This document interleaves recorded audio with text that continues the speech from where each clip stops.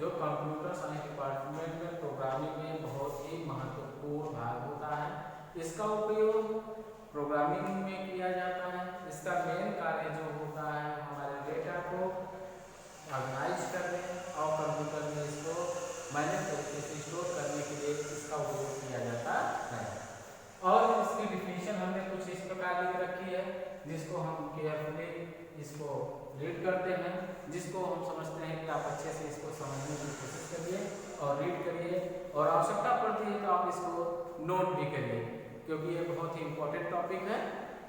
ठीक, तो यहाँ हम ध्यान देते हैं डेटा स्ट्रक्चर टॉपिक हमारा स्टार्ट होता है, जिसकी हम डिफिनीशन दे चुके हैं। यहाँ पे हमने यहाँ पे लिख रखा है data structure is a particular way of storing and organizing data in a computer and so that it can be used efficiently। कहने का मतलब ये है यहाँ पे कि हमारा जो डेटा स्ट्रक्चर एक पार्टिकुलर वे है, एक ऐसा तरीका है डेटा को कंप्यूटर में ऑर्गेनाइज और स्टोर करने का, जिसके थ्रू हम इसको कंप्यूटर में बहुत ही आसानी से इसका डेटा का कंप्यूटर में उपयोग कर सकते हैं। इसको हम दूसरे तरीके से भी कह सकते हैं।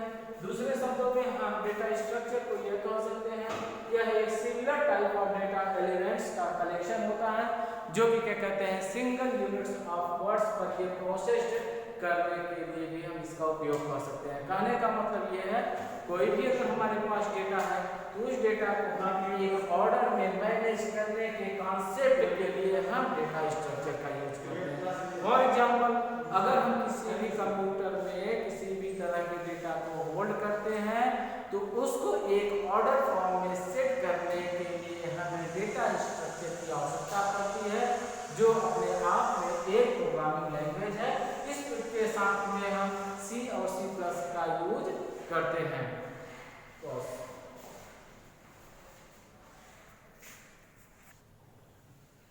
अभी हमने डेटा स्ट्रक्चर के डिफिनीशन के बारे में बात की और डेटा स्ट्रक्चर क्या होता है उसके बारे में समझा। अब हम बात करते हैं डेटा स्ट्रक्चर के कुछ बेसिक टाइप्स को, जो इसमें हमने इंक्लूड कर रखा है, जैसे कि फाइल्स है, लिस्ट है, एरेज है, रिकॉर्ड्स हैं, ट्रीज हैं एंड टेबल्स हैं। और इन सब के अपने अपने एक सेंस है, इन सब का अपना अपना एक टास्क होता है, जो हम अपने लिए एक प्रोसेस में एक टास्क वर्क करते हैं, जो डेटा को स्टोर करते हैं, मैनेज करते हैं और उन्हें प्रोसेस करते हैं। तो यहाँ पे पहला है फाइल्स। तो फाइल्स की अगर हम बात करते हैं तो फाइल्स का काम क्या होता है, यह कलेक्शन ऑफ रिकॉर्ड्स होता है। कलेक्शन ऑफ रिकॉर्ड्स का मतलब ये होता है जिसमें किसी भी particular user as a student या पर्सन के बारे में फुल फ्रेम इंफॉर्मेशन होती है, उसे हम रिकॉर्ड करते हैं और उसी रिकॉर्ड के कलेक्शन को हम फाइल करते हैं। ठीक है, अभी हमने फाइल्स पे बात की, तो इसकी डिफिनीशन को हम इस तरह लिख सकते हैं, जैसे कि file is collection of related to a particular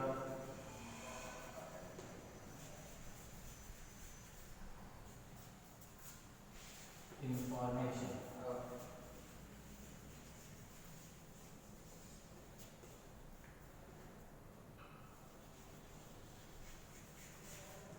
about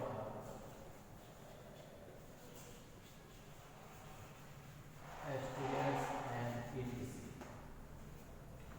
यहाँ पर हमने जैसे अभी फाइल के बारे में बताया आप लोगों को, फाइल जो होता है वो कलेक्शन ऑफ रिकॉर्ड्स होता है। और यहाँ पे हमने कुछ और भी चीज़ें बताई कि पर्टिकुलर स्टूडेंट के बारे में या किसी भी पर्सन के बारे में ये रिकॉर्ड हो सकता है, उस रिकॉर्ड का जो कलेक्शन होता है उसी को हम फाइल्स कहते हैं। ठीक है, तो ये फाइल की डिफिनीशन हो गई। अब हम आते हैं लिस्ट पर।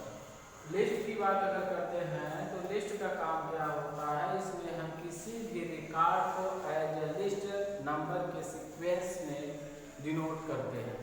इसे हम डिसेंडिंग ऑर्डर और असेंडिंग ऑर्डर में भी और अनऑर्डर लिस्ट में भी हम इसको बना सकते हैं। कहने का मतलब हम लिस्ट के लिए यह कह सकते हैं ये list is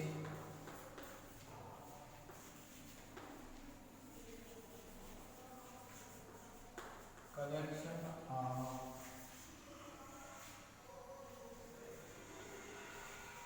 records in the form of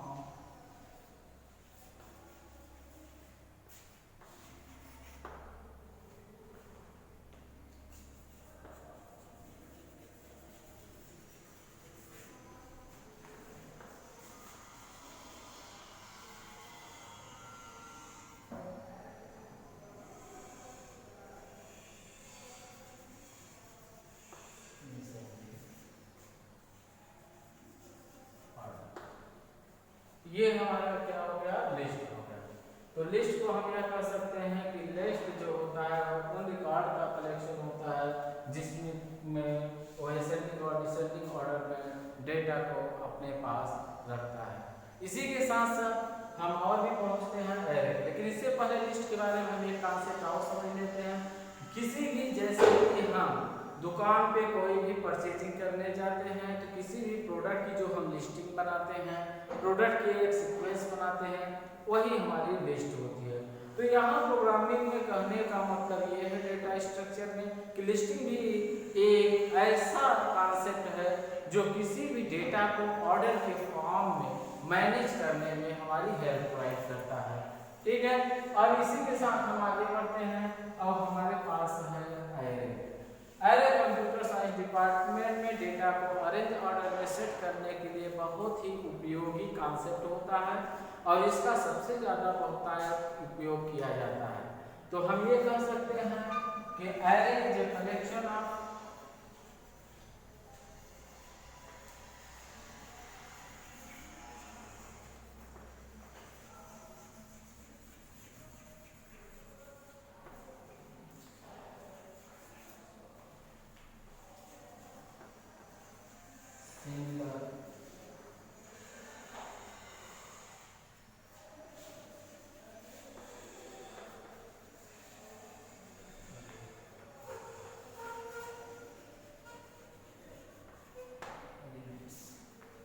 तो यहाँ पे एक लाइन में हम सिर्फ एरे की डेफिनेशन बता रहे हैं।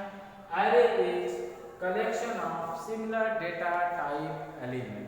कहने का मतलब ये है कि एरे जो हमारा होता है एक ही प्रकार के डेटा के समूह होता है, एक ही प्रकार के डेटा के एलिमेंट्स का समूह होता है।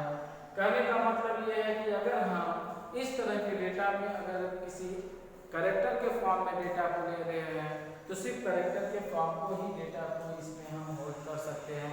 नंबर के फॉर्म में डेटा दे रहे हैं तो सिर्फ नंबर के फॉर्म में ही हम डेटा को इसमें स्टोर करा सकते हैं। इस तरह जितने भी प्रकार के डेटा हम कंप्यूटर में यूज करते हैं उन सभी को एरे में पर्टिकुलर वेरिएबल बना के उसमें होल्ड करा सकते हैं, जैसे कि कैरेक्टर के फॉर्म में, नंबर के फॉर्म में, सिंबल के फॉर्म में। तीन प्रकार में हम अपने डेटा को एरे में अच्छे तरीके से होल्ड करा सकते हैं। एरे का उपयोग हम डेटा स्ट्रक्चर इसलिए भी करते हैं क्योंकि जहां पर हम प्रोग्रामिंग लैंग्वेज में एक डेटा को स्टोर करने के लिए एक ही प्रकार के वेरिएबल के लिए कई तरह के वेरिएबल्स बनाते हैं, जिसके लिए हमें different types of names of variables की जरूरत पड़ती है और उसके साथ साथ वहाँ पे हमें अधिक से अधिक मेमोरी का भी उपयोग करना पड़ता है।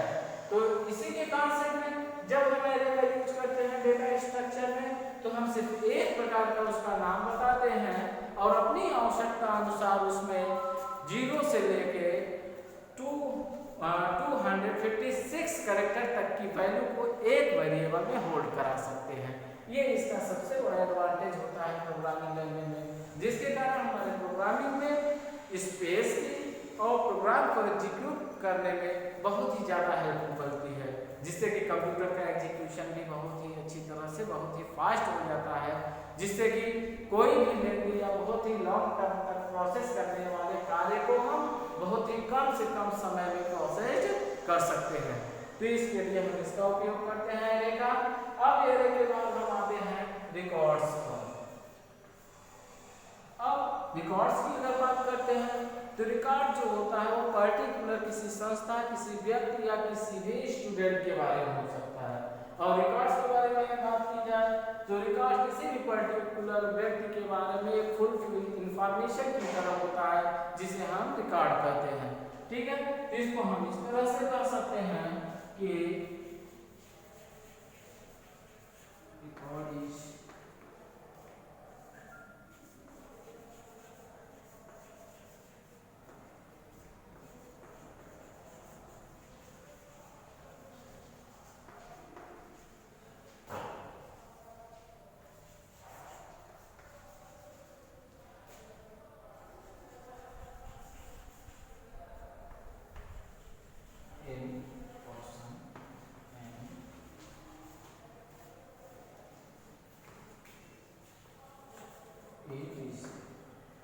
अब यहाँ पे हमने बताया record is a fulfil information of the person and etc., यानी कि किसी भी व्यक्ति या किसी के बारे में जो हमें संपूर्ण जानकारी या हमें सूचना मिलती है तो उसको हम एज एक रिकॉर्ड कहते हैं। फॉर एग्जाम्पल अगर इसमें देखा जाए तो रिकॉर्ड्स में कुछ एट्रीब्यूट्स भी होते हैं जिनको हम ऐड करते हैं। कहने का मतलब ये है कि जैसे कोई अगर स्टूडेंट है तो उस स्टूडेंट के बारे में क्या इंफॉर्मेशन हो सकती है, जैसे कि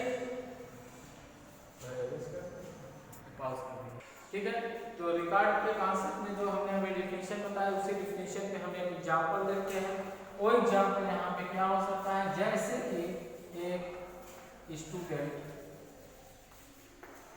तो अगर हम एक स्टूडेंट को लेते हैं तो एक स्टूडेंट की जो एट्रीब्यूट्स होते हैं उनके बारे में वो इंफॉर्मेशन होती है और वही इंफॉर्मेशन का कलेक्शन जो होता है हमारा रिकॉर्ड्स होता है। तो इस एट्रीब्यूट क्या क्या हो सकते हैं स्टूडेंट के, जैसे student name, yes name, yes father name,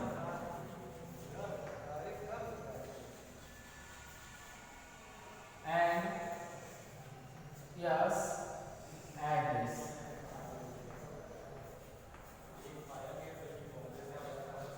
address and yes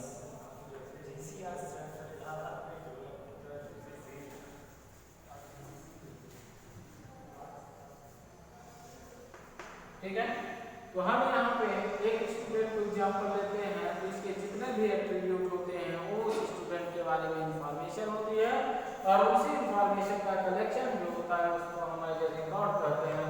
तो स्टूडेंट के एट्रीब्यूट्स क्या हो सकते हैं, तो यहाँ पे पहला हमने किया है student name, student father's name, student address and student contest. इसी तरह स्टूडेंट के बारे में बहुत सी इंफॉर्मेशन हो सकती है जिसे हम स्टूडेंट यस और स्टूडेंट एंड एटीसी करके बताते हैं। तो ये हो गया पूरा हमारा क्या हो गया स्टूडेंट के बारे में रिकॉर्ड। तो इससे हम ये समझते हैं कि जितनी भी ये particular information of the student है वो हमारे लिए क्या काम करेंगे, एज अ रिकॉर्ड की तरह काम करेगा। कोई भी अगर क्या कहते हैं स्टूडेंट के बारे में अगर बात करता है या पूछता है तो हम ये बता सकते हैं कि ये स्टूडेंट का हमारे पास रिकॉर्ड है।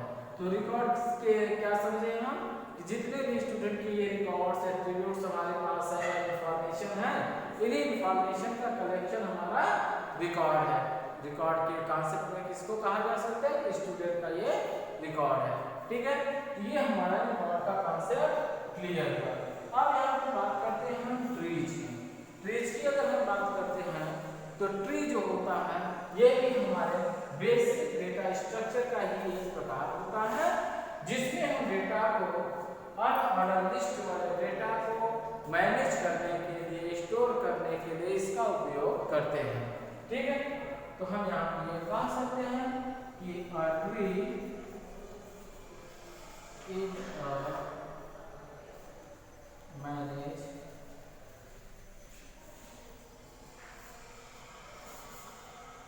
the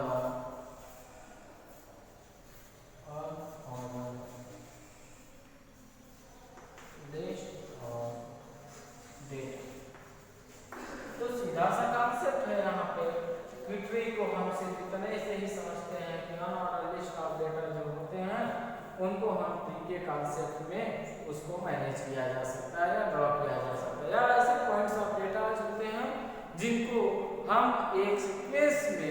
लिस्टिंग के फॉर्म में डेटा को मैनेज नहीं कर सकते तो उस केस में हम ट्री का ही उपयोग करते हैं और ये ट्री का कॉन्सेप्ट हमें सिर्फ और सिर्फ डेटा स्ट्रक्चर में ही अवेलेबल होता है। ठीक है, अब हम यहाँ पे बात करते हैं, आगे बढ़ते हैं टेबल्स की। तो टेबल्स पे आते हैं। जो टेबल्स की अगर बात करते हैं तो टेबल में हमारा क्या होता है, कलेक्शन ऑफ रिकॉर्ड्स होता है। कलेक्शन ऑफ रिकॉर्ड्स होता है। कलेक्शन ऑफ रिकॉर्ड्स का मतलब ये होता है कि जिसमें नंबर ऑफ पर्सन या नंबर ऑफ स्टूडेंट के बारे में सूचनाएं इकट्ठी होती है और वो टेबल के में हम स्टोर करके रखते हैं। और ये टेबल को कह सकते हैं किसी भी यूजर के रिकॉर्ड्स जो होता है ना रो और कॉलम के फॉर्म में होता है, यानी कि कह सकते हैं कि टेबल में हम किसी भी यूजर या स्टूडेंट के डेटा को रो और कॉलम के फॉर्म में रिकॉर्ड करके रखते हैं, उसी को हम यहाँ पे टेबल्स कहते हैं। तो अ टेबल इज